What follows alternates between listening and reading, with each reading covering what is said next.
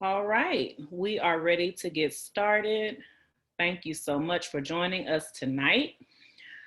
Greetings, friends and families. I'm Dr. Ashley Bennett, co-leader of ACCEPT, which is the admissions community cultivating equity and peace today. I'm your moderator for the evening, and I'm a proud member of Delta Sigma Theta Sorority Incorporated. In the interest of time, I ask that our panelists introduce themselves in the chat by sharing who they are, where they work, the organization to which they belong, and why this topic speaks to them. Please use the chat feature to participate in the conversation. And if you have any questions, please be sure to use the Q&A feature so that I can see your question and voice over. With that, we will get started. So my first question for the evening will be directed to Dr. Diane Graves. Dr. Graves, can you please share a brief history of National Panhellenic organizations? I'd be happy to. Thanks everyone for coming. Great to have you here tonight. And for those of you who are watching online, welcome. Glad to have you. I was going to just give a very brief overview about some of the Black Greek letter sororities and fraternities. I got some of this information is readily available on the web online, but I just want to make sure we started off with it today. So the Black Greek letter sororities and fraternities have been a pivotal part of African American history and culture since the early 20th century. Launched on the campuses of historically Black colleges, these organizations have been a central resource for support and service in the educational advancement and strengthening of social bonds among Black students. Also entrepreneurs, professionals, especially when organizations expanded to majority white institutions of higher learning, so basically the PWIs. Also, they're a way to combat racism, as many campus organization memberships were exclusionary to students and professionals of color. So they weren't letting us into those organizations, and so we formed our own, and they are going strong today. And we're not exclusively Black. We're typically, you'll hear us called traditionally Black fraternities and sororities because anybody can join one of these organizations. The focus, though, and the core of these organizations is uplifting the Black community. The pioneer Black Greek letter organizations have become known as the Divine Nine, so you might hear that term coined. It's from a book that was written. And among their ranks have been some of the most influential leaders of color in healthcare, fashion, business, global affairs, politics, and more. Among the ranks of Black fraternities are leaders from W.E.B. Du Bois to Martin Luther King Jr., Al Sharpton, Hill Harper, Al Roker, Emmett Smith, Robert Johnson, and hundreds and thousands more. And the sororities boast an impressive roster of sorors as well, from Shirley Chisholm to Loretta Lynch to Nikki Giovanni, Soledad O'Brien, MC Light, many, many more. Together, the groups form the National Panhellenic Council. It was formed on the campus on Howard University on May 1930, and it's a collective of the 9 pioneering Black Greek letter organizations, which are, and you'll see some representatives here on the call with our shirts on, Alpha Kappa Alpha, Alpha Phi Alpha, that's sorority, Alpha Phi Alpha fraternity, Delta Sigma Theta sorority, Zeta Phi Beta sorority, Iota Phi Theta fraternity, Kappa Alpha Psi fraternity, and Sigma Gamma Rho sorority, Phi Beta Sigma fraternity, and Omega Psi Phi fraternity incorporated. Since these 9 were started and incorporated, membership has spread globally with chapters in Asia, the Caribbean, Europe, and Africa. Their impact is also widespread professionally and financially, as we've contributed millions to uplift communities, send students to college via scholarships, support professionals in both corporate America and entrepreneurship via mentorship and sponsorship. So I will stop there. That kind of gives you a little bit of a sense of the scope of these organizations. Well over 1.5 million people. I think that number even might be out of date. It's probably even larger today. People around the world are members of the Divine Nine.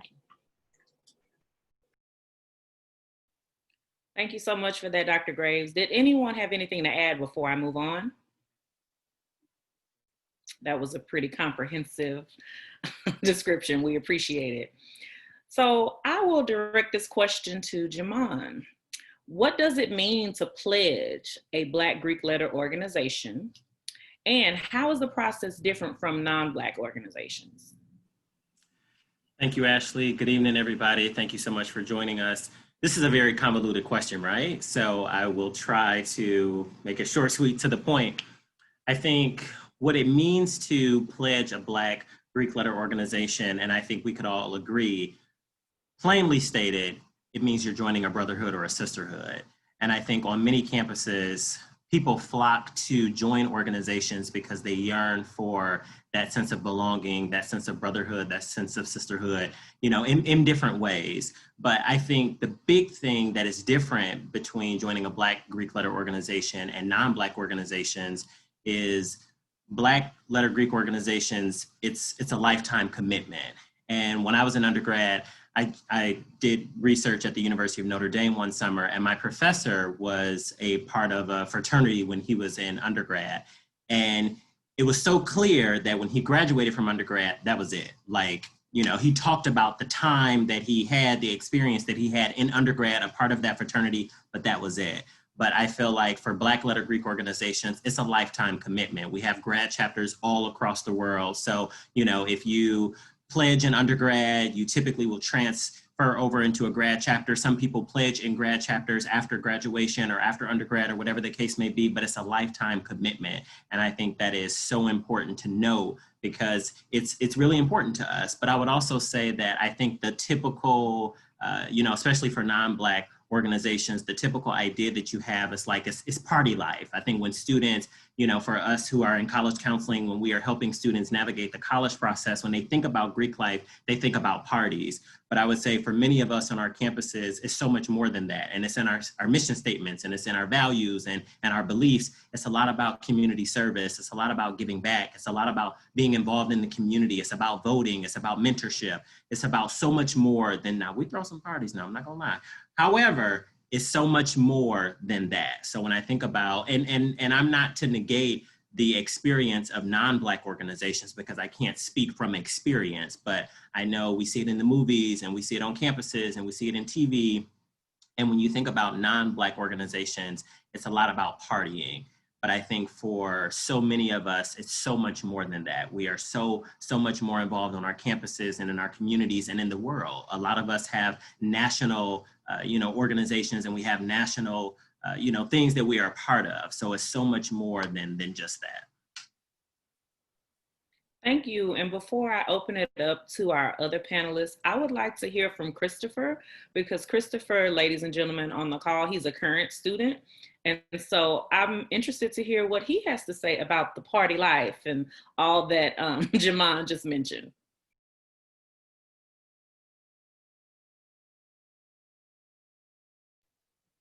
We can't hear you yet. There you go. Okay. Hey everyone, Christopher Rucker II. I am a graduating senior at Philander Smith College, and I can attest to everything that Jamal was saying. I mean, he threw that in there. Yeah, we throw some parties, yeah, like, because those parties are good, but it is the value, right? It's what you sign up for. So what the organizations, what all of these organizations started for was to give excuse me, was to give back to the community, to give back to our people, to give back to the community in which you're in. And so that's literally like what we center everything around, like from voting to education to brotherhood. Like with the brotherhood, it's really a brotherhood, or with the sisterhood, it's really a sisterhood from perspectives in which I've heard from. And so I know for a fact I can call my brother if I need money, if I need a ride, if I want to borrow his car, anything that I need to do, like he will be there for me. And if he can't do it, another brother can do it. That's the benefit of having brothers and sisters all around the world. So yes, it is definitely something that I would encourage any and everyone to do. It's something that I would encourage everyone to, like, at least research it if you're not sure about it. Because it's really beneficial, not just for now, but also in the long run. And also your brothers ensure that you continue that commitment lifelong. So like you might see a rapper, or you might see a singer, and they're an alpha, but you never know. But they're like donating to their chapter, or they're donating to the frat or sorority. I mean, that everybody don't have to be known, but it's just the fact that it's a lifelong commitment, you know?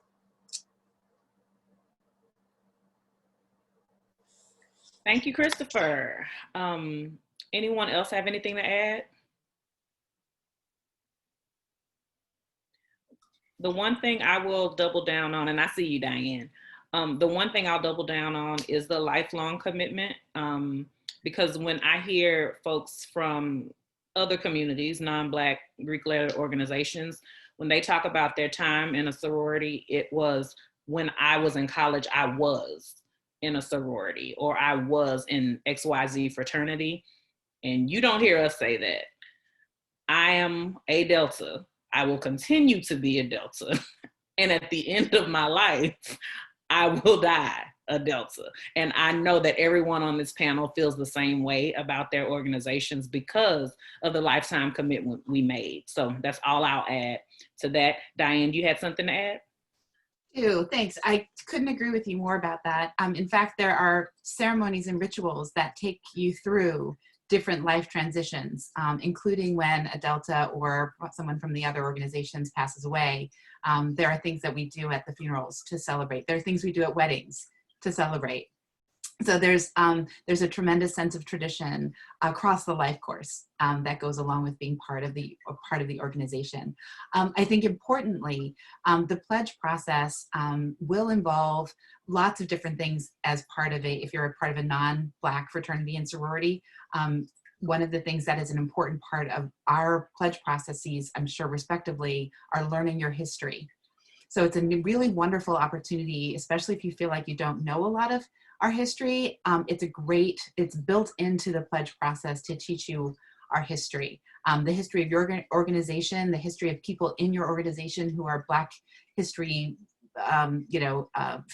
figures that we should all know, but we don't always get taught them. So it's a wonderful opportunity not only to be part of something bigger than yourself, but to know how historically you fit in the bigger picture and tapestry of being part of the African diaspora. So I love that part about the pledge process, which I do not think happens in traditional sort of white fraternities and sororities. I don't think the history is that emphasized because we all learn white history, right? So it's a wonderful opportunity for us to learn about yourself on so many different levels, not just, about what's happening for you today, but it's a wonderful context that you can be a part of. So I just wanted to add that as something unique to the pledge process that only echoes what we do as organizations.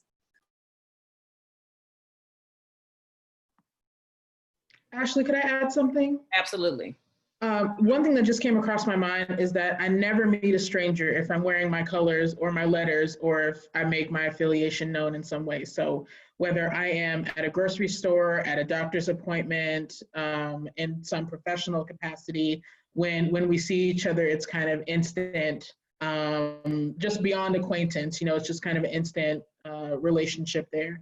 That we have. So the alumni bond, I'll call it, if it's, post your undergraduate experience or just seeing each other out and about, it just makes you feel like the community is that much larger. Such a good point, Amber. I'll even add that I saw that in the chat room, they're asking sort of where we're coming from. I'll tell you a little bit. So I pledged at Brown University, Lambda Iota chapter, spring of '87 was my crossover. Or when I was initiated into the sorority. So I probably date most of the folks here as far as being one of the older school people. But what there are interesting things that happen when you get to be in certain levels professionally. And when you see your resume or you send your resume out to someone, we're still we live in a society where there is institutionalized racism and there are barriers across the board. And I might not be able to tell if you're a person of color, but if under your professional organizations, I see Delta Sigma Theta, or I see Sigma Gamma, or I see AK, I see Omega Psi Phi, I'm like, that is a cue for me. And I will tell you that I will look extra hard and do what I can to make sure that you get in the door if I see that affiliation. So it's also a way of recognizing that we are all part of a larger community trying to uplift each other. When I've gone into interviews and I see somebody has an elephant or something, like there's a little bit of a code there of we're looking out for each other. And so, I'll do that for any Black person, don't get me wrong, but it's a way of flagging for me. And when everything else is neutral and I don't have any other information, if I know you're affiliated with one of these organizations, it's a signal to me to let you're seeking out to see if anybody else there can be helpful to you. So it's not just within your brotherhood, within your sisterhood of your own organization, but there's so few of us that are at these different levels that we help. It's definitely something that I look for.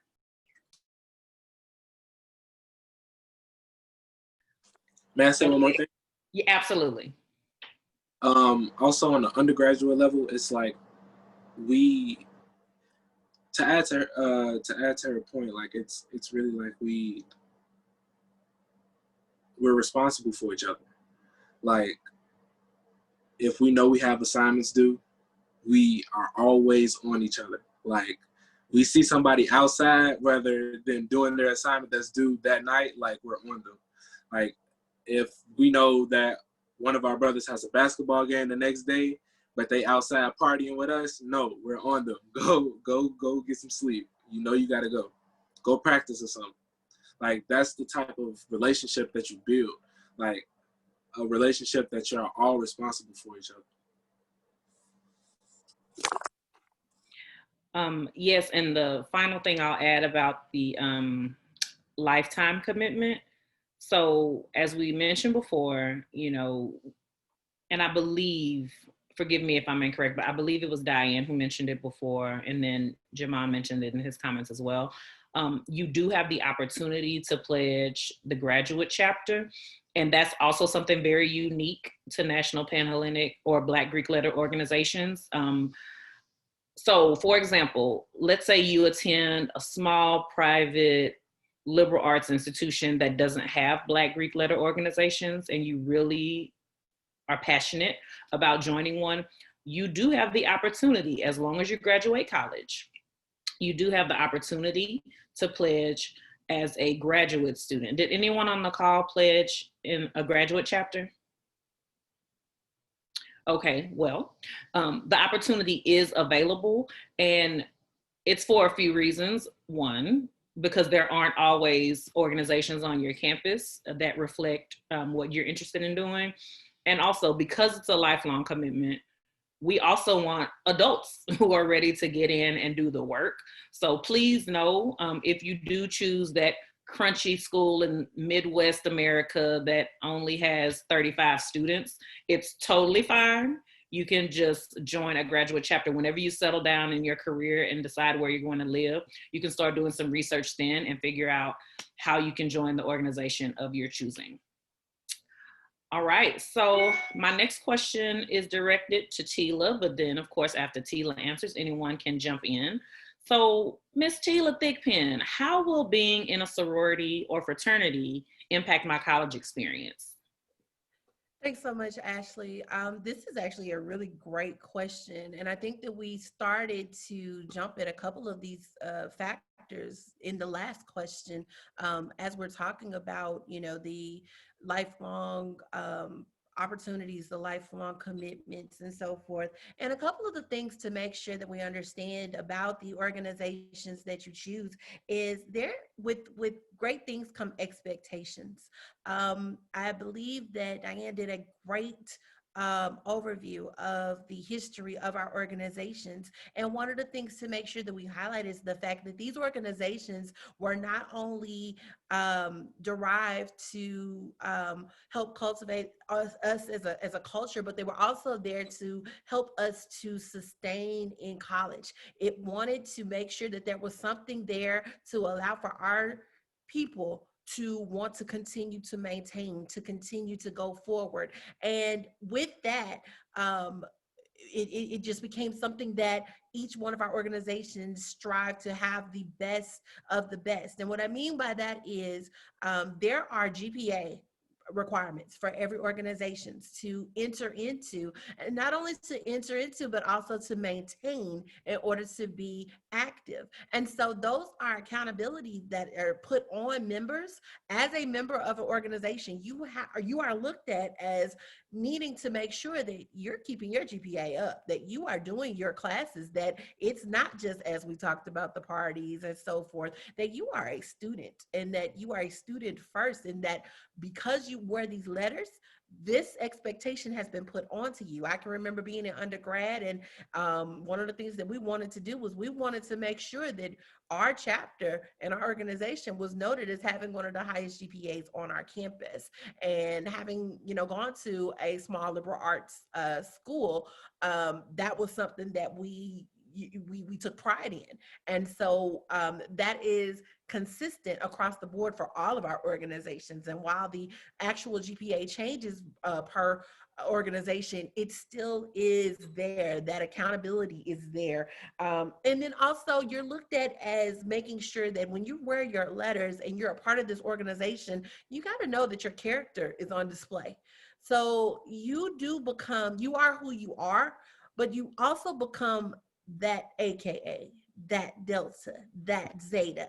And so when you are somewhere, you're not just somewhere and it's just you. You are representing an organization that has a history, that has values, that has morals. And when you pledge an organization, you are saying that I am going to uphold all of these characteristics. I'm going to hold all of these morals. I'm going to uphold everything that our founders stood for and gave all of their efforts in order to maintain, and I'm going to uphold that as a member of this organization. So you have to know that your college life is definitely impacted by that. You're going to be looked at in that way. Also, there's a huge component of leadership and service.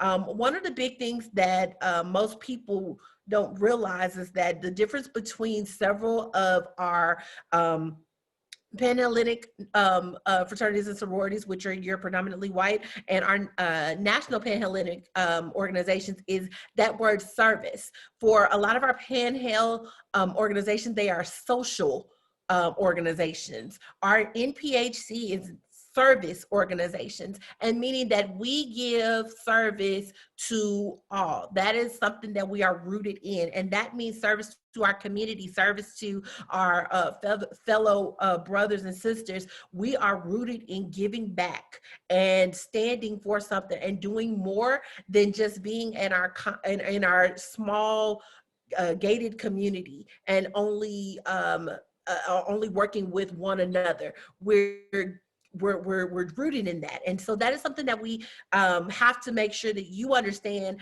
as a student in school, that the idea of service and leadership is there. I can honestly, truthfully say that another component of that is you're going to learn some business and order.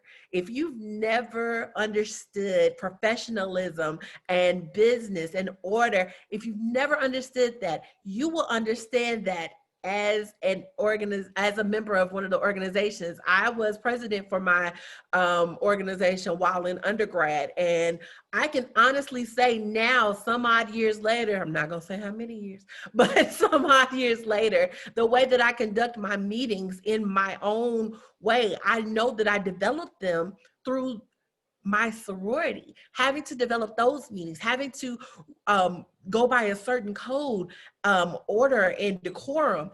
I've learned that. And so your expectations are there for you to learn and to be a part of your organization and to lead it in so many different ways. There's so many different opportunities for leadership while inside of your organization and while pledging as well. And then another thing that I do want to touch on is that you can definitely expect networking. If you've never understood the word networking, networking is huge. That's something that we've just talked about throughout that last question. I can't tell you how many times that I will go to a store now, and even then, and I might have the smallest pink or green something on, and you see that out the corner of your eye, and you see someone, and you'll hit them with the, you can get that sometimes. And even if they're not a part of your organization, but the Greek life family, we support each other. We support who you are and what it is that you do. I'm a college counselor, and so I work with students from all ages in high school. And as I prepare them for college, one of the things that I, make sure that they understand is that if you're choosing to do a fraternity or sorority, I want you to choose the one that you have done your research on. Choose the one that fits your values, that you feel go along with who it is that you are. And so impacting your life again in college, this is going to help you to develop that sense of self. I tell people all the time, your sorority doesn't make you, but what it does is it allows you to develop yourself amongst like-minded people. Oftentimes you do have people, and I don't mind saying the good and the bad and the ugly, sometimes you do have people that join an organization for the wrong reasons. They join an organization for the validation, as validation for their own selves. You have to know who you are, and you have to be confident in who you are, and you have to be able to say, you know what, I like me, I love me, and what I want to do is I want to jump in and I want to be a part of this organization for this reason, not because I want this to complete me. That's not something that you do, but you can definitely expect to learn a lot about yourself and a lot about brotherhood and sisterhood throughout being a member of one of the organizations. And then, of course, we've talked about it much more in depth, and I'll only tap on it a little bit, but those lifelong bonds. Everybody that I know that has ever pledged, that has ever been a part of a Divine Nine organization, we continue to say it to this day. I am a part. I am a member. I'm consistently a member. I think that Ashley mentioned how there are some people that, you know, can, of course, join in as a graduate. Well, another thing to point out is that as an undergraduate, you continue to be a member and can be active inside of graduate chapters. And so that is something that is upheld and is actually looked at as, I don't want to say a requirement, that's a bad word, but most people want you to become a member of a graduate chapter. So you're continuing on the service that you learned through undergraduate, through your undergraduate studies. And so I just think that, you know, as an undergraduate student and while you're in college, the impacts are endless. It's what you make of it. And for you to be able to say, I'm a part of an organization, it's more than just wearing a t-shirt. You got to get in there and do the work. You have to learn, what was my organization derived from? What is the foundation? And then how do I make sure that I get my feet planted so that I am making an impact, so that I am making sure that my founders are proud, that I am serving the justice that has been put forth for what my organization stands for. Well, before we pass the offering plate, I was wondering if anyone else has something to add, because Reverend Tela got us together. Does anyone have an A and B selection or two, you know? Does anyone have anything else to share as far as how do you join? I'm sorry, not how do you join, but how it affects your college career. Kelli? I will say, as one who actually came, I would say about 10 years behind my sister, who is a member of Alpha Kappa Alpha as well, the impact of the familiar bonds in college is and can be very overwhelming. Especially if you had an active sister like I have. You mention her name and everybody's like, oh, that's your sister. Or they go, oh, that's so cute, she's our sister too. And I'm like, no, like, we have the same father. Like, no, she's my biological sister. But it can sometimes add a little bit of extra pressure. It can also add a little bit of extra, if you want to say, for lack of a better word, popularity. So it can impact you if there is someone coming, you know, definitely before you.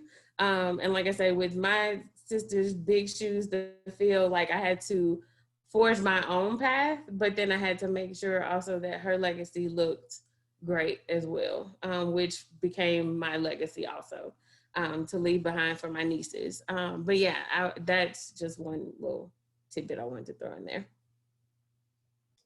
And I can share what it's like as an undergrad. So I was one of the few Black students in my high school that was on a certain academic track. And so when I went off to college, I never really had a group of Black friends that were like equally academically driven. And it was, it was wonderful to go to Brown and be surrounded with the Black community that was at Brown, but we're still not a huge number.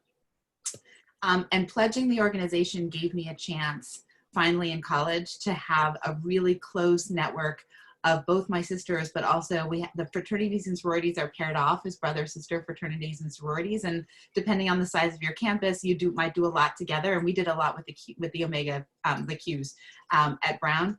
And so it gave me a chance to get to know, like, be part of a community that I'd never really felt a part of socially. So I do want to say that for those of you who are out there and, not necessarily finding a peer group socially, it can be a great opportunity if you pledge one of these organizations, if you go to a PWI, to have that family and that social connection and parties and people to date. And there's a lot that that afforded me socially as well. So I think we're hitting the history pretty hard and the service pretty hard, because that really is at the core of these organizations for life. But I would be remiss in saying that it wasn't transformational for me as a student to be part of this organization socially. Diane, if I can piggyback off of you, I just want to say I gave my answer, but now let me give you my experience real quick. So I did go to a small liberal arts school. I am a graduate of Christian Brothers University here in Memphis, Tennessee. And at the time that I was in school, let's just say our Black numbers were not as robust as they could be. And at that time, we basically had, we had a small chapter of AKA, and we had a chapter of Sigmas, and a very small joint chapter of Kappas. And that was basically who was on our yard at that time. And one of the things that we had was a very big, white fraternity and sorority populations. It was huge. And so at that point, we didn't even have an NPHC. We didn't have that. And so the Black fraternities and sorority leaders, we had to work very hard to not only identify ourselves as different, but also make sure that we were maintaining that identity so that they can understand how important it was in order to make sure that our identity wasn't scooped underneath the others. And so I can definitely tell you that it was work. We put in work. I know what you were talking about, Diane, that pairing up of the brothers and sisters. Yeah, you would see some blue and white, and you would see that pink and green. And we represented what most people did not necessarily realize was a lot of our Black culture that was on our campus. And now, fast forward some odd years, there's a full NPHC on campus. But the groundwork that was put forth many years ago, we had to go through a lot. And unfortunately, we had to know our worth in order for our universities to understand our worth as well. So we made sure that we had the highest GPAs. We made sure that we were showing up. We made sure that we got on the list for our weeks. We made certain that we made sure that we put in requests for our events early on. And so you learn a little bit of resilience as well when it comes to something like that. And for anyone who is thinking about, wow, my school doesn't quite have that, or I don't know about this, or these organizations are a little bit a little more robust than the others, what I do is I challenge you to take what you're learning tonight and looking at people who have done the job and done the work and realize that the work can be done.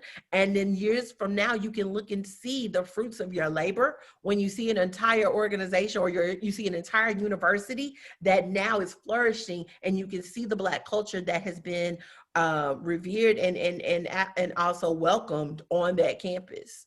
So that was definitely an experience that I have, and we laugh about it all the time, talking about, wow, man, it's changed, because it was just us, and we did have to make sure that we were showing up and showing out and being there and being there. So it's something that I think that everybody has a unique experience, but I think the best and most rewarding thing is to have an experience, and your experience is only what it is that you make of it. I could say, honestly, like going through it right now, going through undergraduate right now, being an alpha, it's just crazy. Like, it's crazy because like you can literally go from being a completely shy person, completely introverted person, to being the most extroverted person ever by joining an organization. How? Because once you go through the process and is initiated in the fraternity or sorority, everyone on the campus, pretty much everyone on the campus knows you, from faculty, staff, administration, all the way down to the students. And right then and there, that's where that character comes in, because it's like, okay, not Chris the Alpha is like slacking off on the schoolwork. Not Chris the Alpha doesn't have a haircut. Not Chris the Alpha is dressed in any type of way. Like it just automatically comes into that. And then it's not even just from your fraternity, it's from other sororities and fraternities as well. And let me come outside with some jog pants on and a sweatshirt on while I know it's chapel day or something. Like my family, my AKAs, they're going to come right to me and like pull me to the side and say, go get your life together, you know? So it's more like, it's really a family feel. It really is. But it's crazy because like everyone is always on your tail. Like you cannot mess up. You cannot be bad. You cannot do none of that because everyone's watching you. You are supposed to be a leader. You're supposed to be an example of what everything is supposed to be. I know for a fact if any of the Greeks on our campus, so we're fortunate enough to have the 4 Divine 9 on our campus. Like a lot of schools don't have that. So if you do find a school that has a 4 Divine 9, just know you're in a special place. But just like if any of our Greeks, no matter what organization it is, says that they're having a party, says that they're having a study session, saying that they want to go do community service in the community, like all of the students flock behind them, no matter what day it is, no matter what time it is. Why? Because they're the leaders of the campus. Like it is your job to lead your fellow peers into success and to opening up new opportunities for themselves and the school and the community. I know for a fact that when you go out to the community, it gives more back, not only to your organization, but it also gives more back to the school, because now more people are trying to become invested inside of your schools, trying to see what they can do to help your school and to help your organization. So it's really something, like it's really life-changing if you join an organization, especially in undergraduate chapters. Like it's amazing. Thank you, Christopher. I'll just share that, you know, there are rules to be part of our organizations, and there are also unofficial rules. And so when I'm thinking about the unofficial things, there are just certain things I won't do while I'm wearing Delta paraphernalia. And I'm sure that's the case for everyone on the panel. A cocktail, for example, you know, if I'm at happy hour with girlfriends and I'm wearing this, you will not see me have a cocktail. If I am resisting, right, I'm out cutting up, I'm protesting XYZ injustice, I may do so wearing my paraphernalia because our organizations were founded as social justice organizations to help uplift the Black community. However, if it gets ugly, I might have to change clothes real quick. So we always want to make sure, of course, we're representing ourselves well, but it's so much bigger than the individual. So if I know I'm out in my Delta gear, you will not see me cutting up. Not that you would see me cutting up any other time. Tela, don't do this. But just know that while, again, it's not about, you know, you becoming a better person because you're in this organization or now you have value, right? You have value because you exist, period. However, I know my organization has added value to my life. And because of that, I want to make sure I'm always representing Delta well. And I know Tela wants to represent AKA well. Jamon wants to represent Alpha well, which is why he's wearing all these clothes.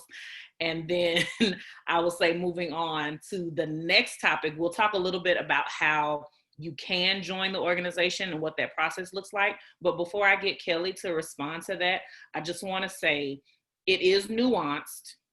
And so don't feel like the advice Kelli is about to give you is typical cookie cutter information. She's going to give you some general insight, but it's up to you to research the particular organizations you're interested in. Okay, so Kelli, if I'm interested in joining a Black Greek letter organization, how do I join? What are the requirements? What does that process look like? Okay, so I am Kelli Emerson. I pledged Eta Eta fall 2001 at the University of New Orleans, just to let you know what school is being represented. And I'll piggyback on my particular experience, if that is okay with you, before I go into the how do I join.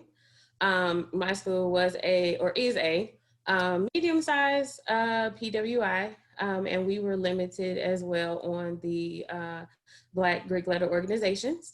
But because I was in New Orleans, I was fortunate enough to be surrounded by other institutions, three HBCUs of Xavier, Dillard, and Southern University of New Orleans, who kind of wrapped us into their larger family, and also made sure that we staked our claim and had our place at the University of New Orleans. And not only did they do that for us at my institution, but we also did it at Tulane University and Loyola University, which are private PWI institutions that had Greek organizations. So we all had to get together and basically support each other, because my line was the largest at 12. And we know HBCUs have 184 and all these large numbers. We had 12. So you had to team up to, make sure that, that importance was felt, that wealth of history was felt, that people knew who you were. And because we were making our debut my year, all of the white Greek organizations actually showed up at our probate, and we had like the largest probate for the University of New Orleans because the city showed up for Kelli, yes. Sorry to interrupt. What's a probate? Okay, probate. So after you officially cross and receive your letters, you are then basically announced to your campus in what is called a probate. And so I'm trying to not go into another term that we would have to define, like the step show, because then that's something completely different, right? So then we have to define that.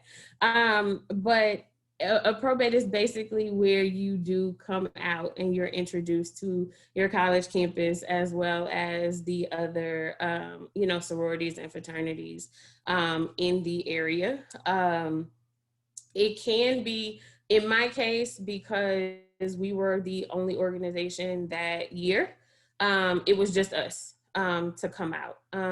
In certain campuses, like the larger campuses, especially at the HBCUs, they can do it all in one day, and it's an all-day thing.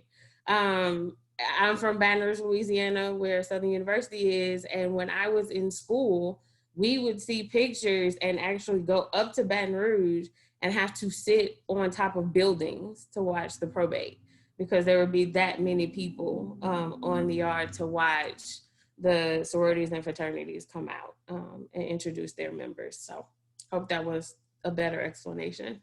If somebody wants to jump in, please do. But how do you join? So our process is completely different. First and foremost, we do not rush. So please do not think that we rush, because we do not. I can't emphasize this enough. Make sure you do your research and you do your homework to make sure that the organization is what you're looking for. Because you can't, this is not secret shop, to put it bluntly. Unfortunately, we know, because we do talk. So that unwritten rule of not shopping sororities and fraternities, definitely don't do that. We go through an informational process, which you're provided information about the sorority or fraternity and what you need to look forward to. We're not clandestine, but there are certain things that we just cannot say, unfortunately.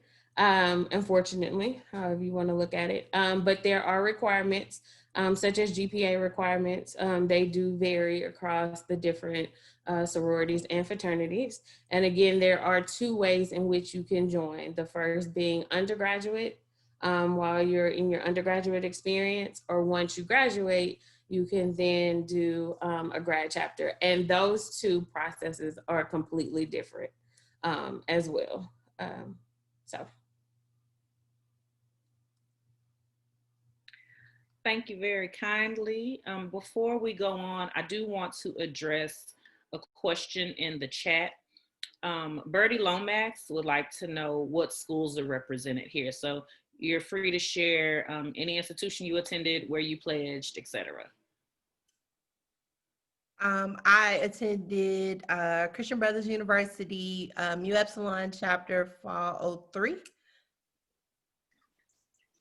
Brown University, Lambda Iota chapter, spring of 87.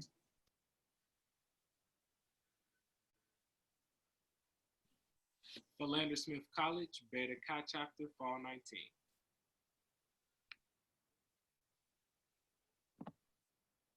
Washington Lee University, Tau Zeta chapter, spring of 2011. Jamon Pulliam, Tuskegee University, historically Black college in Alabama, the Gamma Phi chapter, the 86th house of Alpha Phi Alpha Fraternity Incorporated.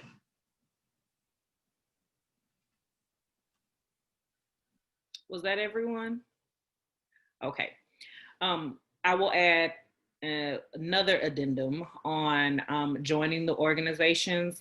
And Tela mentioned she attended a very small institution and there were very few Black folks. And so you might look at schools similar to the one Tela attended. And so what's also important to note, if there aren't organizations on your campus, not only is grad chapter something you could pursue, but also you could pursue chartering a chapter, meaning I really want to be a Sigma Gamma Rho, right? That's not my life. Here we are. But if that's who I was, right, and I wanted to join Sigma Gamma Rho and they were not on my campus, I could look into regional or national leadership and see what the process could be to start a chapter at my particular school. So that is an option. Also, another option is, and I know not all organizations do this, mine doesn't. However, another option is if you are, again, at Christian Brothers University, right? You could say, because Tela, Deltas were not there when you were there, correct? At that time, they were not there. There was a underlying sort of place. And right now there's a joint chapter. And so I know that's probably where you were going. Yeah. So a joint chapter and cross pledging. And that's where, so that's where that became now. It's still there. There's another option. So you could express interest in joining an organization, and if they aren't on your campus, if there's a campus nearby that has a chapter, then you could possibly join through that chapter. Again, not all organizations do that. However, that is an option for you. And then finally, again, back to grad chapter. Sometimes, let's say a chapter existed on your campus 20 years ago, but they fell off. So everyone graduated, they didn't get another line, it happens, right? Everyone is shaking their heads. This is something that happens on college campuses. So you get to that school and you're like, where are the Zetas? I want to be a Zeta. I thought they were here. So basically, if there's let's say a 5-year gap, Zetas aren't on your campus. You don't have to charter the chapter because the chapter has already been chartered, but then how do you reactivate the chapter, right? So you can look into the local graduate chapters and see if you could possibly pledge through the grad chapter and then be a part of bringing that organization back to campus. So I know I keep drilling down on this particular thing, but it's because I want you to know you don't have to settle for something you're not interested in just to be a part. you can pursue other avenues to join the organization that you want to be a part of. Okay, so I have a question for Amber. What is legacy and how does it play out in the application process? I saw Christopher's face, so apparently he has something to add when you get done, Amber. Sure. And just to like a thread from the last comment you made. So I went to Washington Lee is a small private liberal arts college. It's a PWI, and myself and 11 other young ladies actually chartered our chapter of Alpha Kappa Alpha on our campus. And that includes my actual biological sister as well, who was on that line with me. So speaking of legacy, my sister and I are both legacies. And so my mom got to pin both of her daughters at one time. So that had, you see, it has a symbolic impact as well. But essentially what legacy is you are a child, grandchild, stepchild, adopted child, legal ward of someone who is active or deceased member of the organization.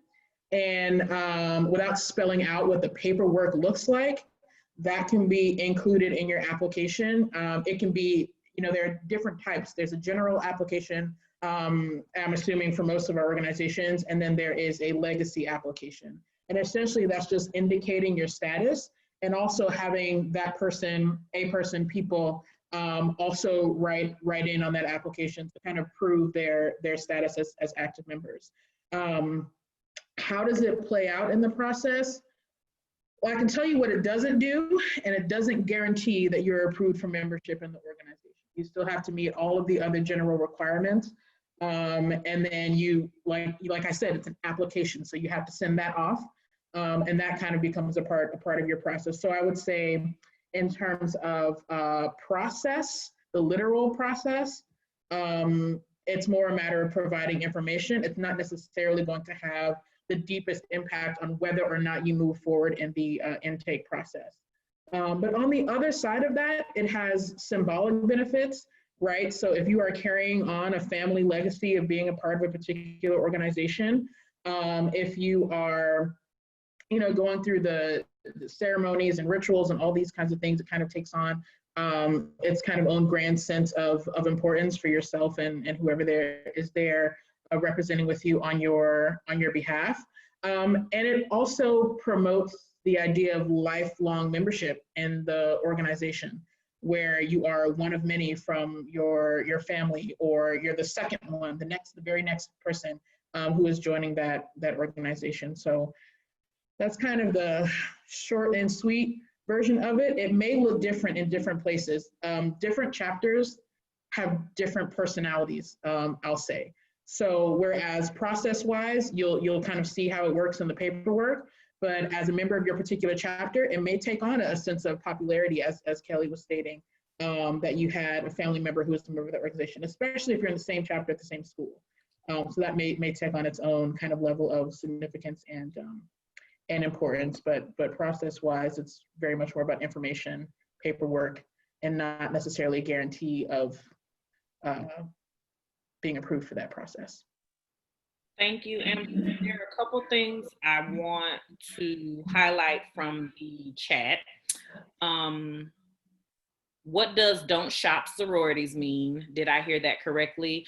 I will just attempt to answer that, and anyone else, please feel free to jump in. So it basically means, and I also saw a question from April Finley, can you clarify what doing your research means? What should students be looking for, et cetera? So I'll start with the research part.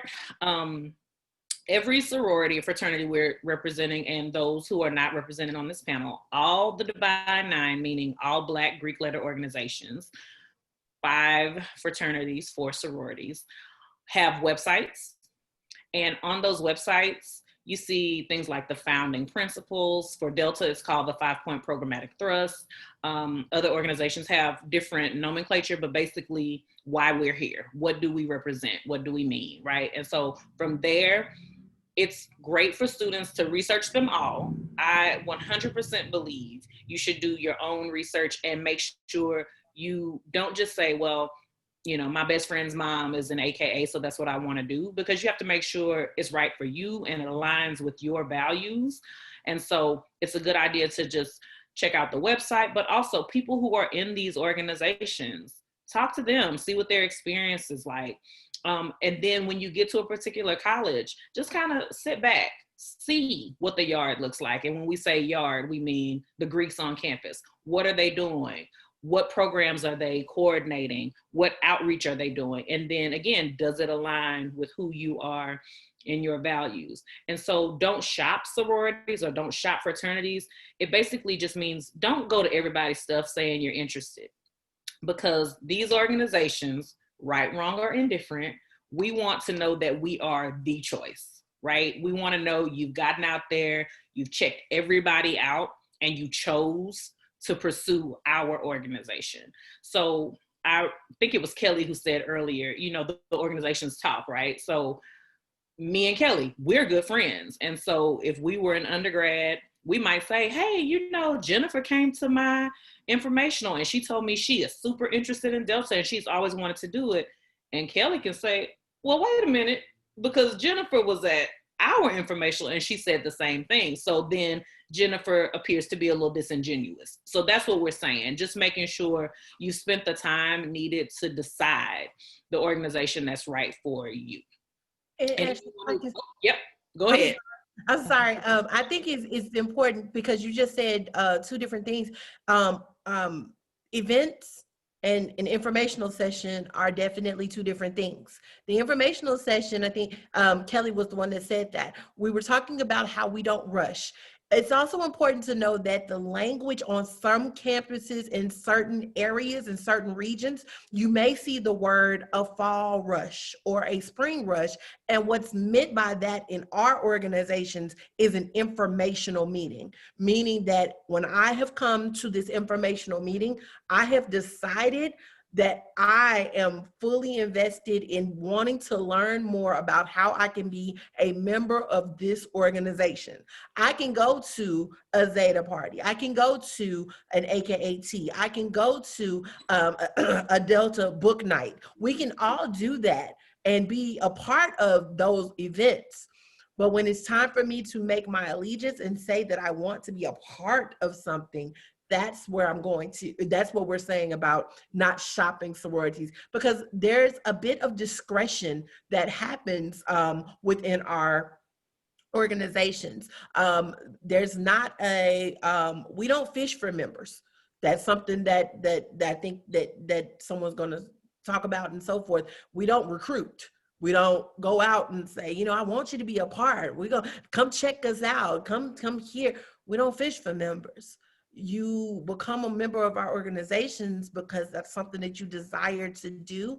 And if it is a fit for not only you, but for us as well, then you're given the opportunity to be a part. And if in fact there are 4 organizations that are all having interest meetings within a week's time or something, that doesn't mean I'm going to all 4 interest meetings. That means that I've done my pre-work and I've decided that this is the one that I'm going to go to. And I'm going to go to that one with the hopes of being in that. So that doesn't mean also that if that one does not give me what I'm looking for, okay, well, I'm gonna go to the next one next time. That doesn't mean that. That again, that goes right back to what Ashley was saying. That makes you, that's not good. We're just gonna leave it at that. That's not a good thing to do. And I think that plays up to that like lifelong commitment. So you have to know exactly, you know, what you're looking for, or I hate saying like what you're getting into, because service is the goal. So you are getting into, you know, doing service and making sure that you are participating and making sure that, of course, you know, advocate where advocacy, you know, calls for. So you have to do, you know, that homework to make sure that the fit is there. It works the same way when we talk about looking at schools, like sororities and fraternities work the same way. It's all about like, you know, that fit and what aligns with you and what you plan to do in the long run. And I hate to use the term values because we all have, you know, good, everybody has great values. We all, you know, are values driven, but for lack of a better word, that we can say what aligns with, you know, those values or those principles that you're looking for. Can I just add? Go ahead, Jamon. Sorry, Ashley. Can I just add that I do want to preface that I think, generally speaking, sometimes Greek culture is different on an HBCU campus and a PWI campus. And the one thing that I want to know, and I speak from my own personal experience, and I think it's important I think the shop around might be confusing to some people, because I speak from my own experience. I did go to more than one informational, and I have a good friend of mine who went to all 4 fraternities that were on the campus, because I think when you do the research, and I see Ashley's dropping the links to some of these organizations, you might have an idea of, well, this organization sounds good to me. But when you get to the campus, you might say, well, I don't think I can see myself with that group for whatever reason, for a plethora of reasons. So I would say it depends, because it's a lot of back end stuff that we really don't have time to talk about. But I will say that, for some of these informationals and organizations, you might have already been having back end conversations with some of the members. So you have an idea, but I think it is important, if it's thoughtful to you or whatever the case may be, that maybe you should go to more than one informational. But I will say that every campus is different. It's a lot of little stuff that go on under the ground, but every campus is different. But I speak for myself that I did go to more than one informational because I had an idea of one thing, and when I got to the campus, it was something different. So everybody's experience will be different. So it is important to shop around, and as Taylor said, yes, you can go to the game night for this one organization or go to the ball for this other organization, that's okay. But I think it is important that you really do, shop around in that sense, because, your idea of organizations, and when you get to the campus, and I will also say regionally, organizations are very different. I pledged in the South, I'm from the Midwest. The terminology is different, the jargon is different, what we call each other, and then now that I live on the West Coast, it's all different, what you call each other. For example, when you are initiated in a group with the same people, in the South, we say, that's my line brother, that's my line sister. Some places they call each other ships. I'm like, you what now? It's everywhere is different. The jargon is different. So I also want to preface it with that yes, these are national organizations, but I mean, regionally, even state to state, it can be very different on top of, HBCU campus versus a PWI campus. Yeah, and I think just the one word we could take from all that is to be intentional.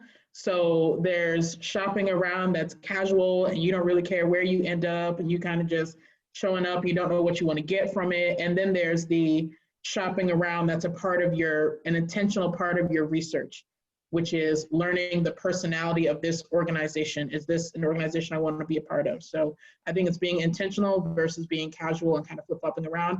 And I'll also say, this is probably true on many campuses, but once the people know you're interested, the leaders of a particular organization know you're interested. And this is not to say you have to be looking over your shoulder, but you're being observed. From that moment, you're being observed.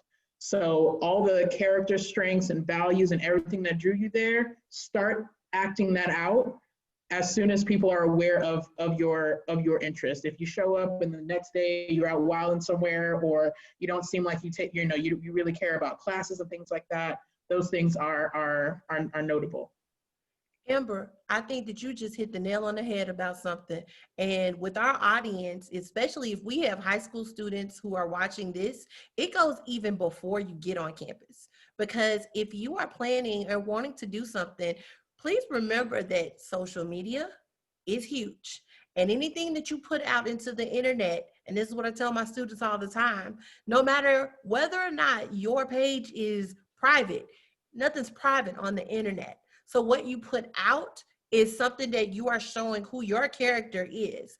And if I'm trying to be a part of an organization that is exuding such qualities of excellence and so forth, and you're wilding on this internet, or you're bullying, or you're doing X, Y, and Z, why would I want you to be an ambassador or a person who is showing that you are a member of my organization? It's important that you realize how you present yourself even before you get on that college campus can have a major effect on the things that you get to do while there, being there, a part of being there, thinking about being there. And that goes into a whole nother case when they talk about admissions and scholarships and so forth.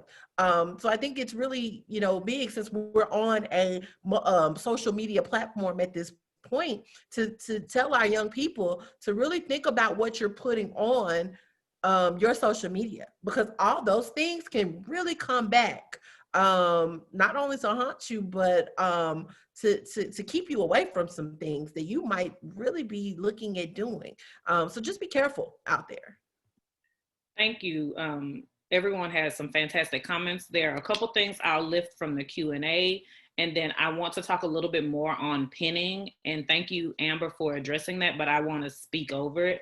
So Candace Price, who is a soror and a lifelong friend of mine, she pointed out something that I was thinking about as you spoke, and so I just wanted to read that out loud.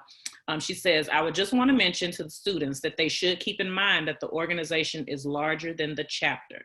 So if you happen to not care so much for certain people in one chapter, you should not allow that to affect your overall image of the organization. And that is huge, y'all, because the chapter, again, Jamon brought it up perfectly.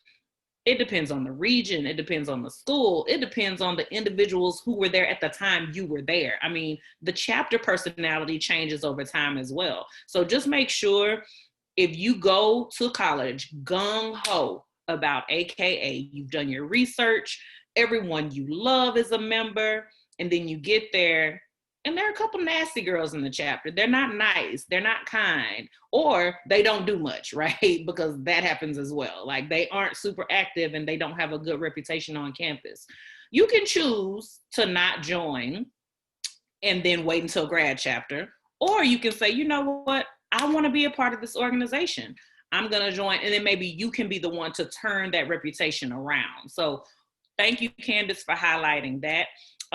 As far as pinning is concerned, and then Mara brought up a really great question that I'd like to voice over as well. I see Tela like, so this is a meaty one. But as far as pinning, so yes, Amber is correct. It is a private ceremony, but I just want to expound on that a little bit because it's a pretty big deal. So I'm speaking from experience. My sister, she is 8 years younger than me.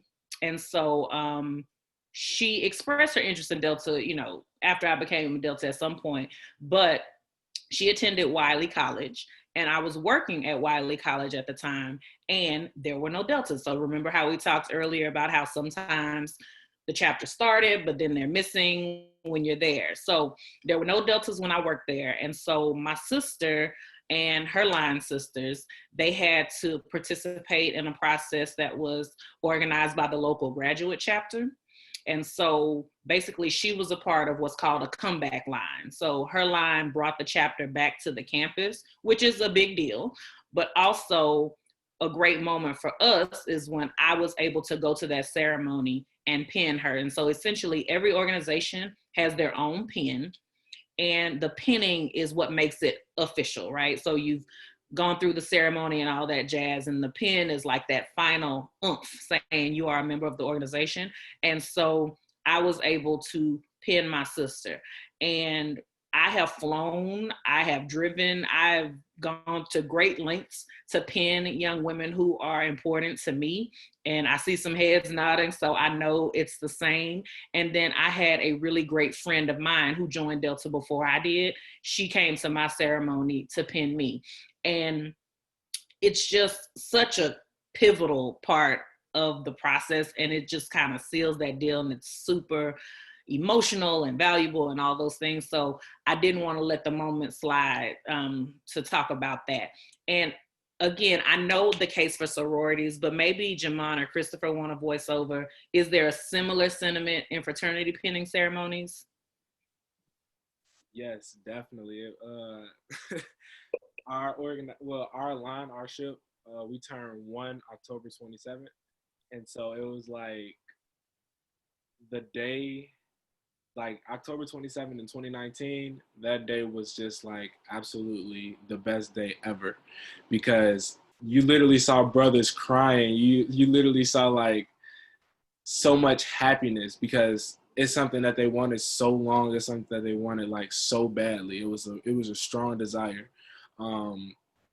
Family members, like their dads, their uncles, their cousins, they were already like welcoming them into the frat, you know. So just to have blooded family already inside of it, Like, it was just amazing. It was great. So I'll read what Sanjay just put in the Q&A. Sanjay Mitchell, DC represent. He said, pinning is truly an important process. For me, I was able to teach my mentee the grip, which is the handshake to the organization. And it was emotional and a great bonding experience for us. And so, yes, the grip is taught and some different secret things are shared as you pin someone. And so again, I will always remember that moment in my becoming a Delta, and I'll always remember when I pinned my sister and other young ladies I care about. So Mara, are we ready? Mara has a really deep question that is nuanced, and so I'll preface it by saying each organization has done some great work in this area, but I will let the panelists delve into it a little bit deeper. Mara says, I know from the experience of adults I know, and from the impression created in TV and movies, that hazing in Black organizations used to make pledging very difficult. How has that improved?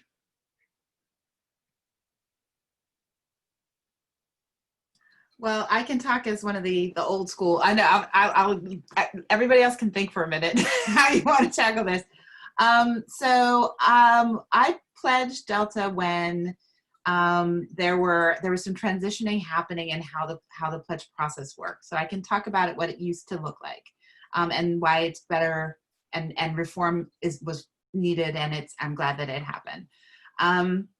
So when we went to our, and I should clarify also, you'll hear us refer to a line. And so I think by me describing this, you'll understand why we call the people you pledge with at the same time your line sisters or your line brothers. Because when I pledged, we literally walked on a straight single file line from shortest to tallest for the entire pledge process. We were a line. We did everything in sync. We were on what's called social probation. So we didn't speak to anybody else on campus. Obviously you could talk to your professors and people you're doing study with, and you talk to each other, but otherwise than that, you don't talk to people. You're solely focused, working together as one, as you're going through the pledge process and learning about the organization. So we had 13 people online. I was number 3. I'm 5'8", so we had a really tall line. If you think we're shortest to tallest, and 5'8" was number 3. And there's 13 of us. And we basically spent the entire, so we pledged for 13 weeks, but we were actually sort of pledging meaning, hypothetically speaking, we were pledging for 22 weeks. So we were doing things for the Big Sisters. We were actively involved in learning history. We were getting together with our big brothers, even though we weren't actually pledging officially yet. We weren't on the line yet. So that when we say your line, it means the people that you're with that whole time. So even when we went to the cafeteria, we all had to get the same thing. We went in a single file line, and no one can break your line. So people can't go through your line. They would just wait and let you pass as a line and then go. So it was a very grueling process. It was a very bonding process. There's a lot of really good things that happened online that, well, I will never forget. There were also some stuff that, it was a lot of effort and a lot of energy. And some of it, I don't know, was always necessary. We were in a situation where we were never in a physical hazing situation. So I cannot speak to that. That has happened. People have been harmed with the pledge process. I cannot speak about that from my own experience, but we were pledging for 22 weeks. If you think about how long that is, we were online for 13 weeks, single file line, working together. So that was a really long and arduous process. And I'm still we just went to we had a reunion, 25th reunion, and we went down to the African American Museum of History and Culture. And the minute you said line up, everyone we're still decades later, we can get back in that line in a heartbeat, and had our picture taken in front of the museum as the line. So it was a very intense pledge process. So things have shifted now. We no longer have that long a pledge process by far. And the goals and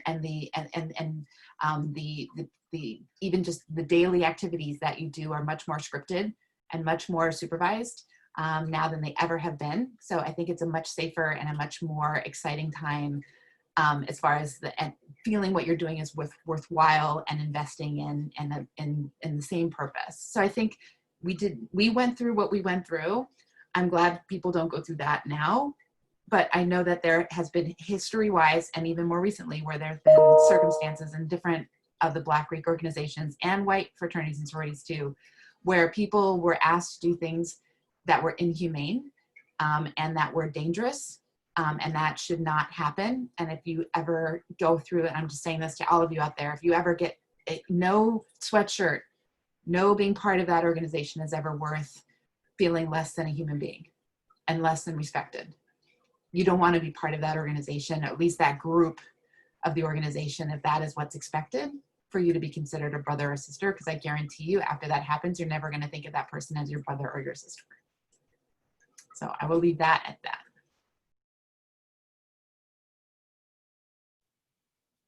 I'll just pop in and add before our esteemed panelists chime in. I'll add that hazing is illegal. It is not only illegal to haze someone, it is also illegal to allow yourself to be hazed. And let me explain that. So let's say you're pledging Zoo Phi Zoo. I'm not going to call any individual organization out, okay?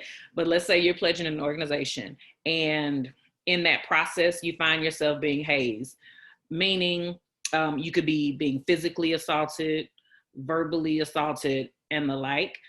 So if you persist through that process and continue to allow it to happen, you could also get in trouble. And so it is incumbent upon you to be very well aware of the anti-hazing laws and be aware of what the process should look like. Now, again, a lot of the process, you'll discover it as you go because it's not public knowledge, right? But you know what's right and you know what you're not supposed to experience. So if you find yourself in a situation, there's usually a university official in charge on campus who oversees Greek life. And so you can make sure you share that information with the appropriate person. But that is all I'll say about that. And Sanjay, he wanted to let y'all know that Alpha Phi Alpha is a non-hazing fraternity. He put it in the Q&A. I just wanted to voice that over. I will also say Delta Sigma Theta is a non-hazing sorority. I'm glad he said it because he took the words right out of my mouth. Alpha Phi Alpha is a non-hazing Greek letter organization. There are a lot of safeguards to hazing put into place right now. Like Ashley said, like it is illegal. It is a misdemeanor, right? Like you can literally get charged for hazing and to allow yourself being hazed. Not only does it impact the fraternity or sorority, but it also impacts the school, because if the news catch wind of it, it's going to be hazing found at da-da-da-da-da university or hazing found at da-da-da-da-da college under Zoo Phi Zoo, da-da-da-da-da. You feel me? So not only does your organization get in trouble, but your school also gets in trouble. Now your school looking at you like, what's going on? Because now if it's really something dire, your organization and possibly your school could be looking at a lawsuit. And what that mean for you?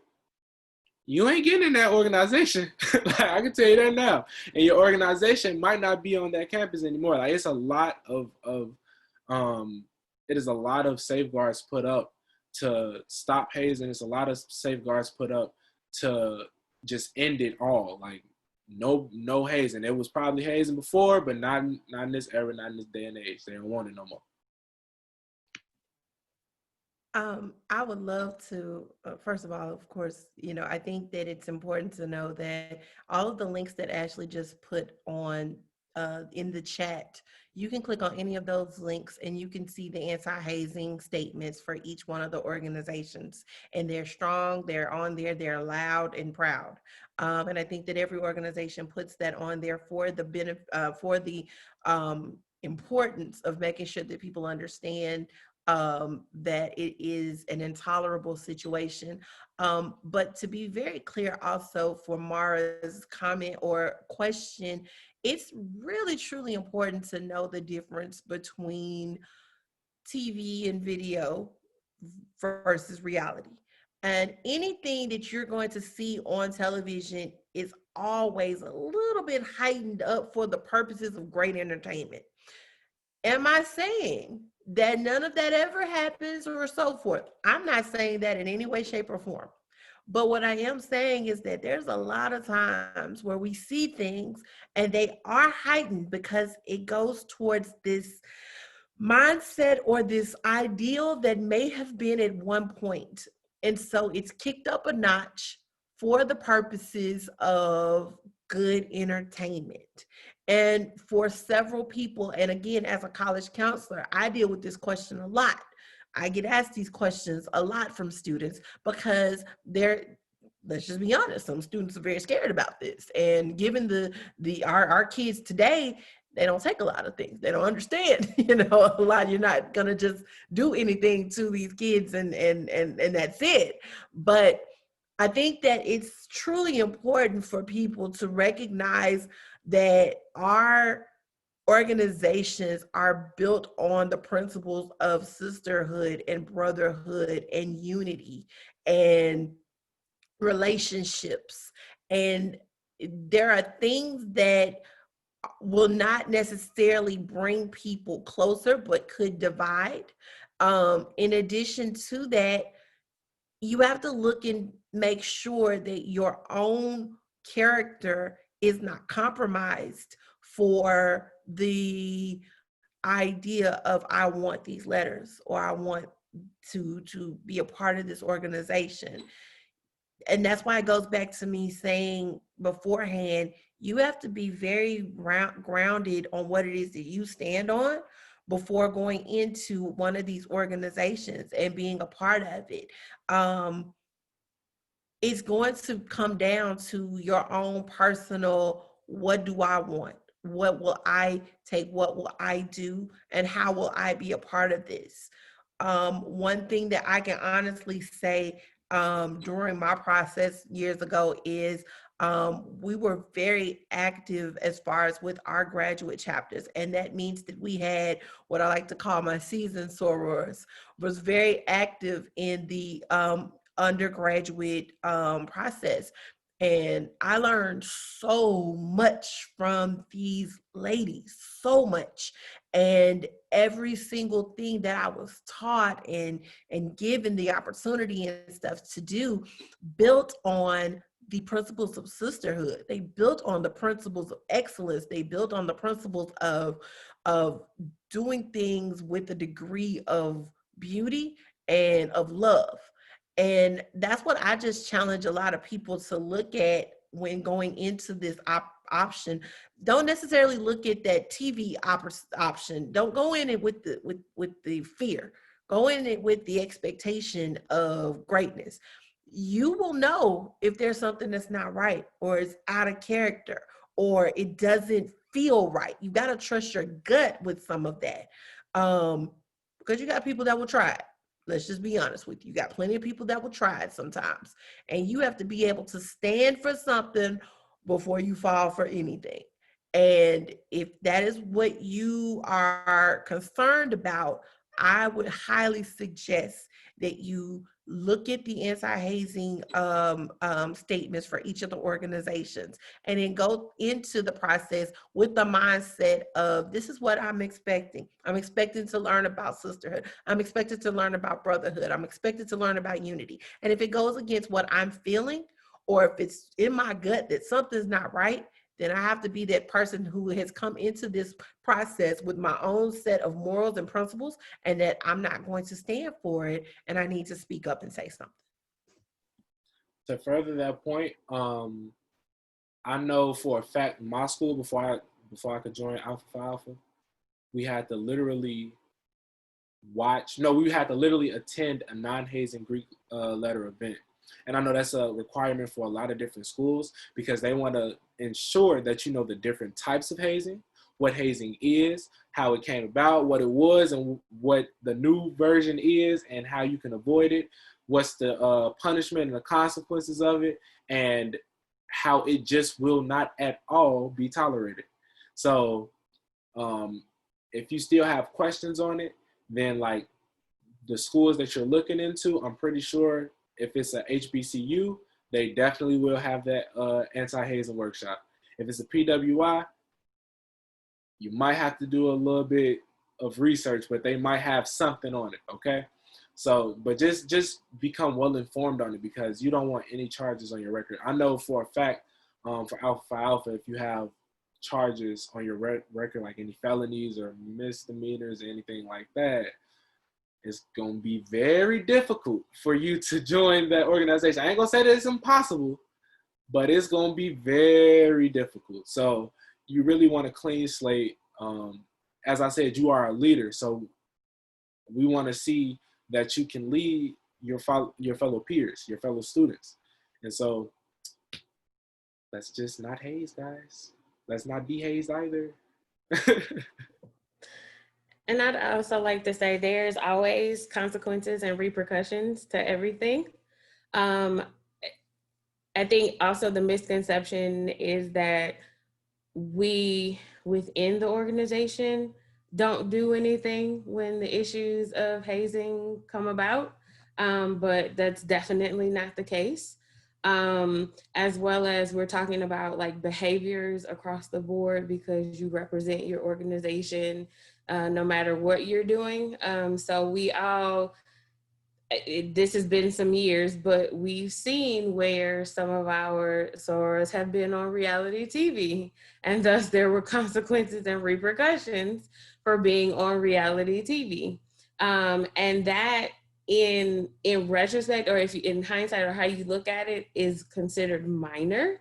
But again, that's character, and character, of course, is everything. So if there's a punishment for that, just imagine what happens when it gets to be something as severe as going into, you know, hazing and things like that. And it can truly affect the rest of your life. So not only is it having an impact on you being able to, you know, move forward in the sorority or fraternity, it has an impact on your life, especially if they're like, we are going to prosecute you to the fullest extent. Now you have a record again. Now you know, are stepping outside of your character, and something that we pride ourselves in, you know, looking at the character of the people that we do bring into the organizations.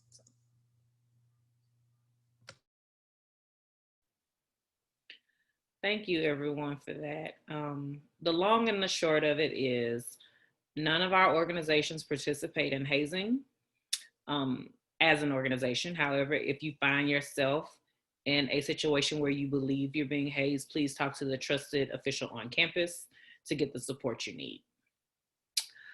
Okay, so I would like to read a question from April Finley. For admissions professionals, how do y'all market these orgs to incoming students? I always make sure to mention them when talking about Greek life to any student who asks. I'm an admissions counselor at Iowa State and a member of Alpha Kappa Alpha Sorority Incorporated. I'd be happy to chime in on that one. Thank you for asking, Soror April. So for a school like ours, which is PWI with a big capital bold W in there, part of our information about Greek life, it's tough for us to communicate because on our campus, 75% of our students participate in Greek life, which for some students is a good thing. For other students, it's a complete turnoff. And so part of our representation of Greek life has to do with kind of drawing some distinct lines about the differences in experiences. So we're most likely to get questions about what's it like to be Greek on your campus? And so we'll answer kind of in two ways, which is this is the predominant social view of Greek life, and then there are organizations that you join for kind of different reasons. Basically the same responses we give here are the same responses that I give to students. And then I also ask some follow-up questions because sometimes you don't know where they're kind of coming from when they ask about Greek life. But I will say kind of a thing that we don't do as well is that we let Greek life come up as a question. We don't put Greek life out in front as kind of a recruitment, a piece of our recruitment. We have some other issues tied up with Greek life on our campus, so I'll let somebody else chime in who isn't dealing with Confederate history in their organizations. I don't think there is one of us that doesn't deal with some Confederate issues in organizations. I have a background in college admissions as well. So when I was associate director for admissions, one of the things that was big, a lot like Amber, was that a lot of our Black students were a part of Greek life. However, what we wanted to do was be careful to not promote ourselves as a Greek school, because we don't want to turn off any students where that's not the case, or we don't want to turn off any students where in their mind this isn't what they want, but even when they get onto campus realize that that is something that they can do, or that they might be of interest of.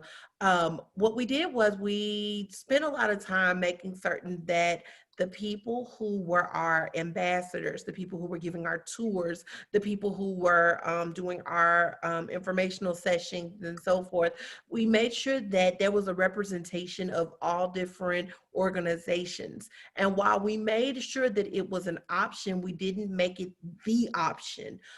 We hid it as this is something that we offer. Should further questions come in about it and deeper discussion is needed by applicants, then that is provided. But I think depending on where you go, also in your recruitment, you're going to get more of this from someplace else. So I would say be very intentional about the wordage that you use depending on where you're recruiting as well, because you're going to get more. And actually for platforms like this, for us to talk about the differences between your white fraternities and sororities and Black fraternities and sororities, that's what you should arm yourself with is this type of knowledge. The fact that you're in here learning about this is the type of stuff that you, of course, would be able to take forward and understand and arm yourself as you're going in and recruiting with students in schools. And you're going to notice the difference in between the questions also with the demographic and with the people who you're recruiting. And so I would definitely say it's been an experience to make sure that on several ends you have the knowledge and you have the information ready should it be asked, but it's never put out there in a sense of this is what we do and we're heavily drilling it and so forth. But if it's asked, we got it. Here you go. Here's all the information that you need.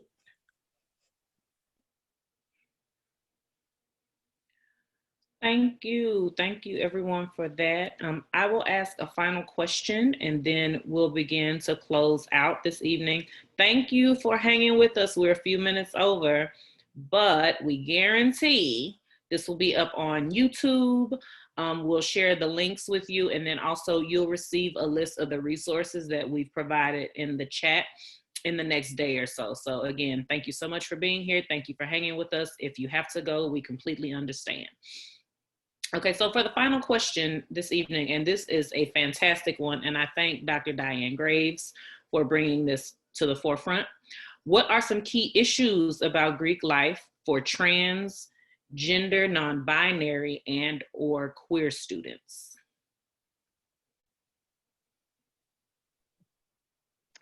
That gave me a lot to think about. This question was presented to us kind of earlier. So I think a couple of the issues, mainly just being that fraternities and sororities kind of in name and in history fall very neatly into the gender binary.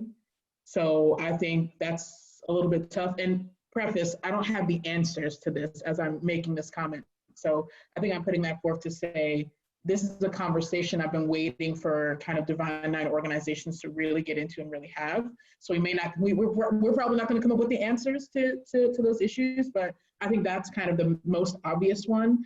And then something else that came into my mind was there is an element, at least in my experience and observation, of gender performance as you kind of get into some of these organizations, where you may find that a particular chapter or a particular organization seems very hyper masculine, or you may find a particular chapter or a particular organization presents as hyper feminine, and kind of where do students fit in that if your identity does not fall neatly into a femme or masc particular category. So just putting that out there to say, this is something that's been on my mind for a really long time. Haven't quite figured it out yet, obviously. There's kind of more to it than just kind of creating another binary out of an old binary. So I'd be interested to hear what other folks are saying. And I'll just add, I don't think that we will develop any of the answers, but Amber said hyper masculinity, but I think on some campuses it might be perceived as toxic masculinity.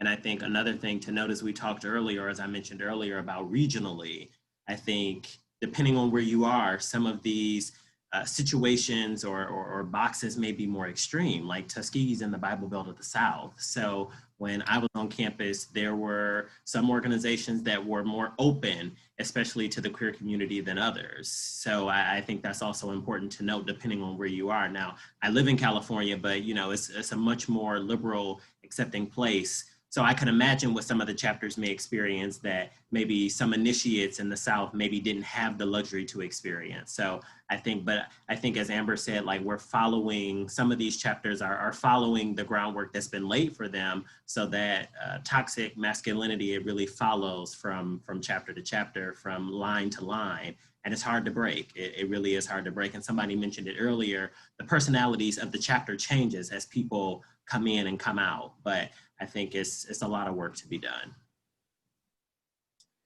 Right, and I bring this up, one of the great things about Brown was that we have lots of different options for Greek life.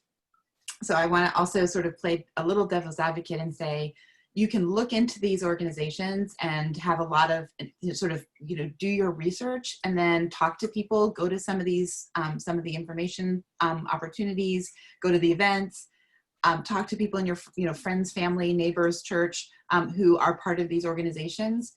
And then you absolutely can decide this isn't for you. And that's 100% fine. Because you can have an absolute great time in college and not be in one of these organizations. You can still get involved in community service work, community involvement. You can still find leadership roles on your campus that have nothing to do with the organization. So this is not the only way to have an exciting, vibrant social and connection. There are wonderful, wonderful college campus activity groups that you can be a part of.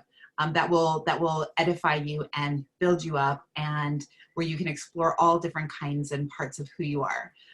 So I love that if you can, as you're looking at your various different schools, or you're showcasing schools to your high school students, that you're pointing out the myriad of ways that students can get exposure and get leadership and get community service and feel connected and build these bonds of closeness that will last a lifetime.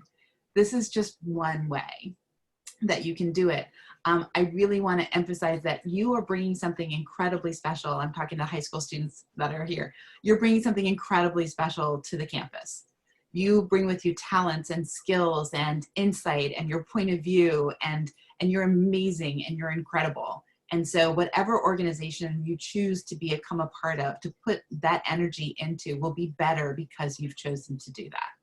And so if there will be something about that organization and the people that might happen to be in that organization at the time that you're wanting to be part of it, if they will not provide that level of encouragement and support for who you are authentically you, then that is not the organization for you. And it is their loss, and you walk away with your head up and you find that place, or you establish that place for yourself at that school. That is when we start talking about fit for schools, this is just one path, and there's so many other pathways for you. And I would like to say we're, in the Black community, we're super progressive, and we understand, and we have, 100% support for people who have various different gendered expressions, and we're working on it, but we are not there yet. And your life is your life right now. And it's been hard enough for you in high school. Like, let's make sure that when you go off to college, you get the kind of experience there that you deserve to have. So I just want to say that this is, it was a great choice for me. I'm cisgendered, heteronormative, like it worked great for me, but I'm thinking back, wondering if I had a line sister who was gay or somebody who was queer, like, I don't think they would have had the kind of experience that I had in the organization at that time, because we weren't as aware at that time.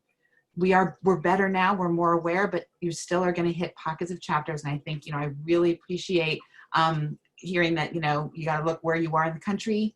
You got to look at the politics of that campus, because these organizations reflect that. The chapters reflect that to some degree. So you just be careful, but be ready to have a great time. Absolutely. I really appreciate that, Diane, because you point out the obvious that we are imperfect, right?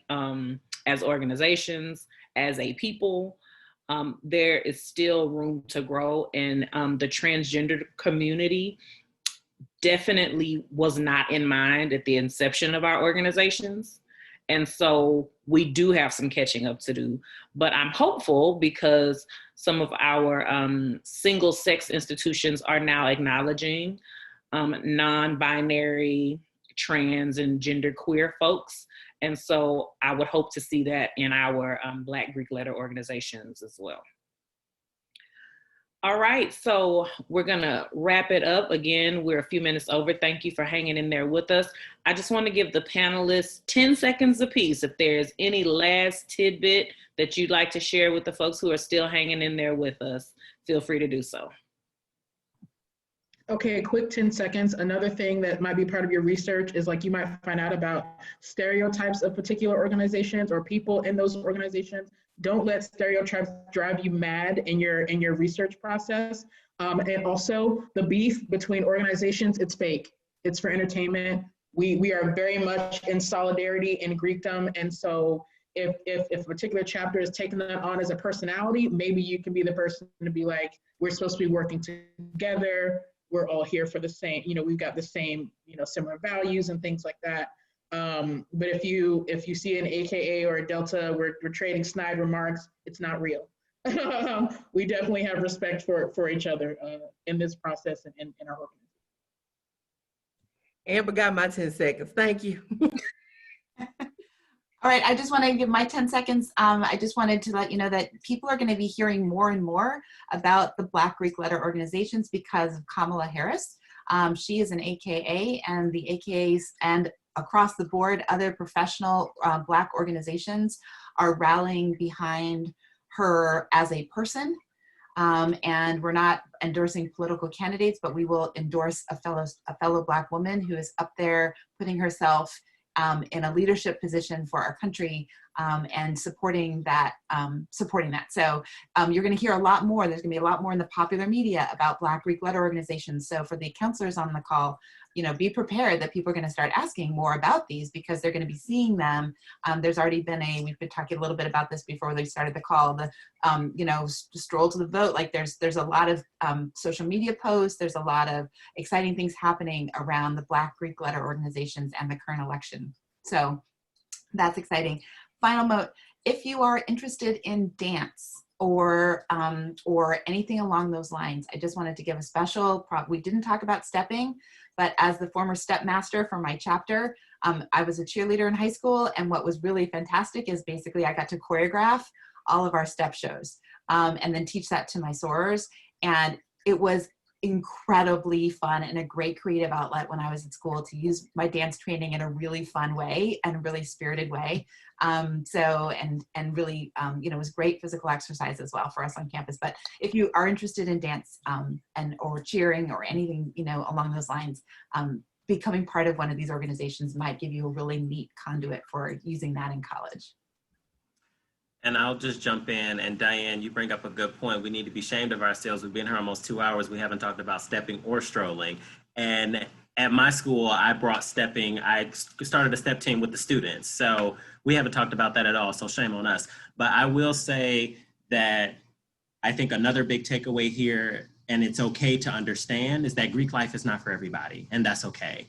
And I think we just want students and people on the call to know that it's an option. Similar to last week, HBCUs are an option, but they're not for everybody. So, and I also want to highlight that, you know, we've talked a lot about the positives, but Greek life is hard. It's absolutely hard. And you might be on a line with somebody and y'all might exchange words. You might not always get along with your line brothers and your line sisters and blah, like there's a lot, it's a convoluted, you know, process, and it's a lot to it, and it's not all roses and daisies. So I also just want to say it's not for everybody, and that's okay. So I would also just, you know, again, a part of that research that you'll continue to hear, sometimes you can just go to a campus and enjoy the parties or enjoy the organization, you know, events that they throw or whatever the case may be, and never do it yourself, and that's okay.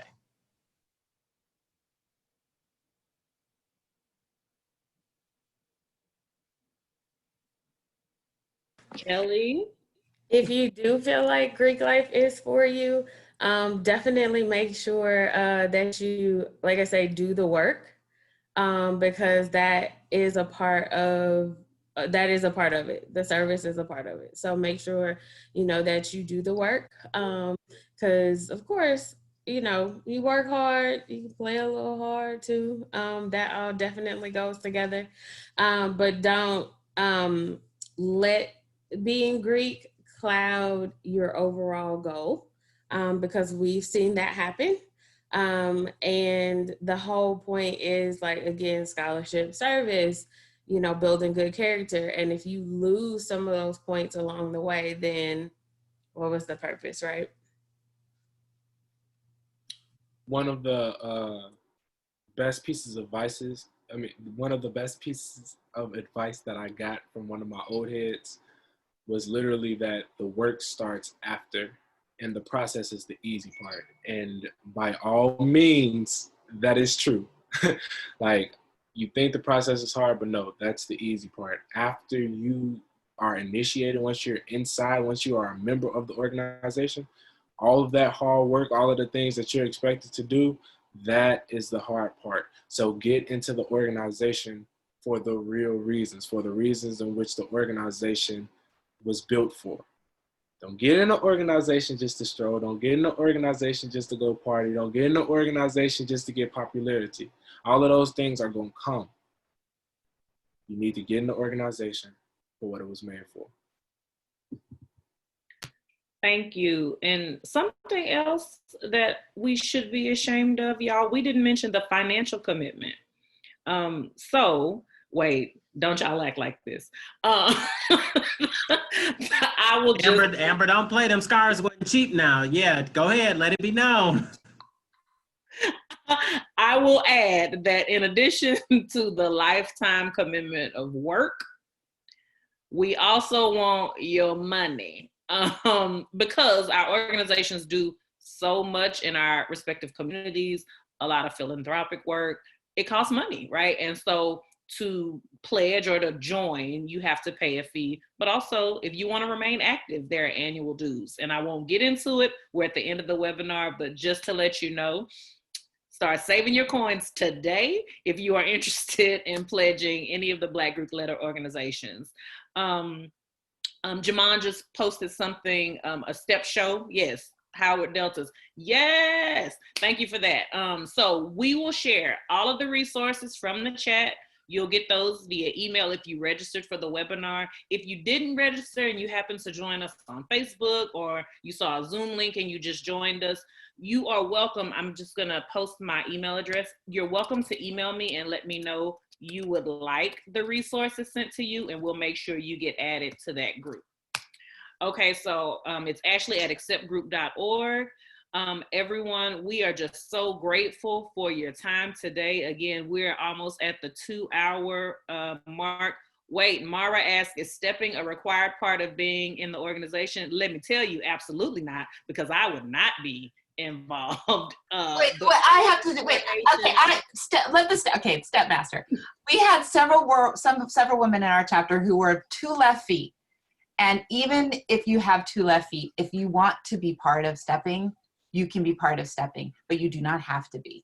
But it's the point of pride, and there are ways of working you in. If you aren't that coordinated, there are ways of working you into a step show formation where you can be right out there having as much fun as everybody else and just doing 1, 2, 1, 2 and keeping it real. So if you want to be part of it, we will make you part of it. If you do not want to be part of it, you can be part of the cheering section for sure. We always need people to bring out the props. We always need people to. Yes, people need to bring Cheering out section props. right here, all the way. We need moral support. I am always ready to grab a microphone and hype anybody up. So please know, you do not have to participate in all facets. I'd have all of you out there. I'd have all of you out there now. You don't have to participate in all facets. If you are just a worker bee and you want to get in there and grind it out and do that work and do that community service, we need you. You're valuable. You can add value that perhaps that member who is out there and stepping and strolling and all that, you might be able to add some value they don't add, and vice versa. So please note, it's not cookie cutter. Again, this isn't a one size fits all piece. Everyone has a different experience and different value to add. So we could go on and on, y'all. As y'all can see, we were supposed to end 22 minutes ago, and there's so much more to say. So I think there might be a part 2 in my head, and we might be able to make that become a reality. But let them know we have scholarships for high school students. Yep. So depending on where you live, your local chapters of all the Divine Nine could have scholarships in your area. Also, the national bodies have scholarships available as well. So if you don't have local chapters in your area, check out the national websites, because again, a huge part of these organizations is scholarship. We want Black students to have access and opportunity to attend college. Okay, y'all, that's it for real this time. So we appreciate y'all. Marie said, yes, we're gonna do that part 2 webinar. So be on the lookout for that. I will hang out for a few minutes if anyone wants to chat in any questions, but you all are greatly appreciated. On behalf of Accept, I thank you, panelists. I thank you so much for your time, your insight, your wisdom. And Arun posted in Facebook that this was the most nuanced conversation he's heard about Black Greek life. So I really appreciate the valuable perspectives that you all bring. Shout out to my sorors. Shout out to Alpha Kappa Alpha, Zeta Phi Beta. Shout out to Sigma Gamma Rho. Shout out to Alpha Phi Alpha, Kappa Alpha Psi, Omega Psi Phi, my husband's fraternity. Shout out to Phi Beta Sigma and Iota Phi Theta. Those organizations make up what we call the Divine Nine, and it's dear, dear, dear to our hearts. So thank you so much. Y'all hang up for real this time. Y'all have a good night, and join us next week as we dig into student life, being Black as a student and getting involved in student life and activism on campus. Same time, same place. Please be sure to join us if you're available next week. Thank you. Panelists, stay on, because Jamon just brought up a fantastic